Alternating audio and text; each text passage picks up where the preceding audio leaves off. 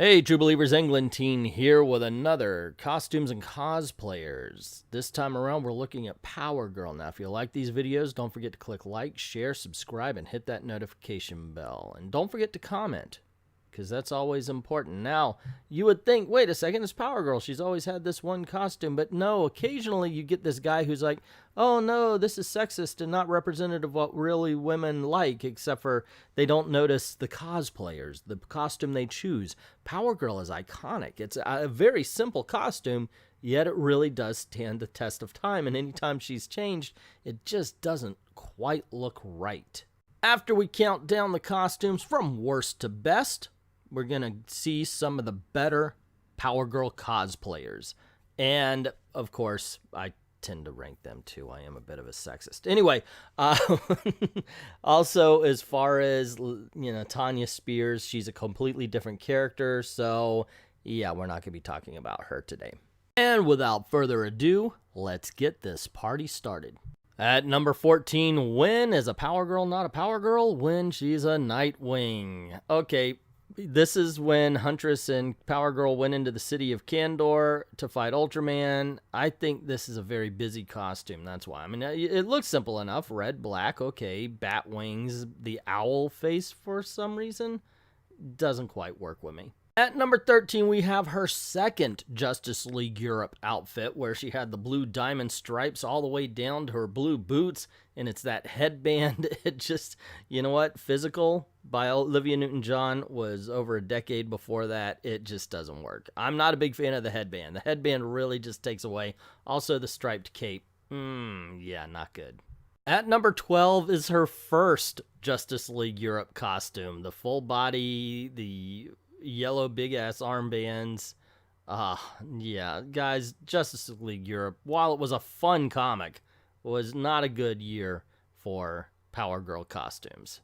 I'm not a big fan. Although the cap matching the costume, that fits. At number 11, yeah, gonna go Power Girl Supreme. This was going to be her new 52 outfit. Unfortunately, it looked way too much like Supreme from Rob Liefeld, so they had to change it. I didn't know anybody stole from Liefeld. I always thought it was the other way around. That being said, just looking at it also, not a big fan of the haircut. There's still those big-ass golden armband things. I don't know. It doesn't work. Even by itself, it doesn't quite work. It's not horrible. It's just not Power Girl. At number 10... we have her during the Birds of Prey years. In this case, they're really just steering into the Atlantis thing. You know, she's a child of Atlantis that had been asleep for thousands of years. This is the Atlantis during the Aryan times. I'm not a big fan of the World News Tonight emblem. Yeah, I know what it is, but that's what it looked like to me. Number 9 is the actual new 52 outfit they went with. And her hair looks like a freaking soccer mom. That's why one of the big reasons I don't like it. The other one is, well, the body sock look is kind of very 90-ish, but in a bad way. And the P really does highlight her left boob, doesn't it? I mean, they say the window does, but look at that. That is just, they might as well put the nipple in the middle of the pee hole. Well, I didn't mean pee. You know what I'm saying. At number 8, we have the DC Bombshells Power Girl. And once again, I've got to commend them for making a costume that is incredibly simple for women to wear if they want to cosplay to a Comic-Con. It's very elegant. It just doesn't really stand out to me because it's it looks like she's just carrying her boyfriend to the gym. At number 7, when is Power Girl not Power Girl? When she really looks like she's dressed like Supergirl in a story with the Huntress. And, yeah, hey, look, as far as Supergirl outfits, it's not bad. It actually looks pretty cool. It's not Power Girl, and this is actually Power Girl dressed as her, but, I mean, so it's kind of a conflicting attitude I have towards this. It's a really cool costume. I like this one. At number 6, remember when Power Girl was part of Sovereign 7? Yeah, me neither. Anyway, it's the usual Power Girl outfit, except for with a body stocking, no boob hole. So it's like, in the Centaurian cape with the 2 discs on top. It's like they said, hey, we want her, but not really. Not really. Give her a gold belt. We're fine. You know, it's commit, ladies and gentlemen. If you're going to have Power Girl, you have to commit. At number 5, we have Super Amy Power Girl. And wow, does this work for me? And I'm not just saying it's not just because it looks sexy or anything like that. I like the color combinations. I like the cut. Although at first I thought it was a full-length body stocking when I saw this. It definitely wants me to check out the book. It definitely makes me want to check out the book and see what Super Amy Power Girl is all about.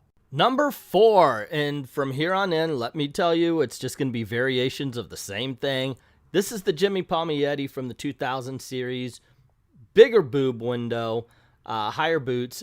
What does it for me that makes this the number 4 version of this same outfit, basically, instead of why doesn't it rank higher, is that big old unnecessary shoulder guard.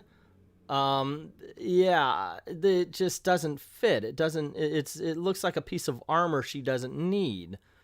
And to me, it draws the eye, meaning that's the central focus of the entire picture. It's like, why? Why do you have this big old shoulder guard on you? It just doesn't make sense. I like that series. This is just something I thought, this one's a miss there, guys. Not really a miss. It's at number 4, but you get what I'm saying. At number 3, we have the original. Yeah, I know. Shocker, right? Shouldn't this be number 1? Well, the ring, as far as what's holding the cape up, and the bigger boob window is a little bit different. By this point, we are talking about the most minute details that are causing a costume to be in its particular order. I love this to death. This is the classic. This is Power Girl Classic. You cannot go wrong with Power Girl Classic, but there were 2 I just liked a little bit more. At number 2, we have Power Girl Infinity Inc. Yes, this is basically the same as the original costume, except for, of course, the belt is blue as well. She's wearing the Centauri cape with, I don't know why I call it that, but with the 2 medallions holding up the cape. And, of course, she has the boob window, but the boob window is in the shape of a shield this time instead of an oval, which is the classic look. Now, I looked because my first thought was, is there like white racing stripes on the cape? No, that is actually, that's motion lines. If you look below, it looks like her cape's getting cut off because of the coloring of the motion lines. Anyway, still a classic look. I love it.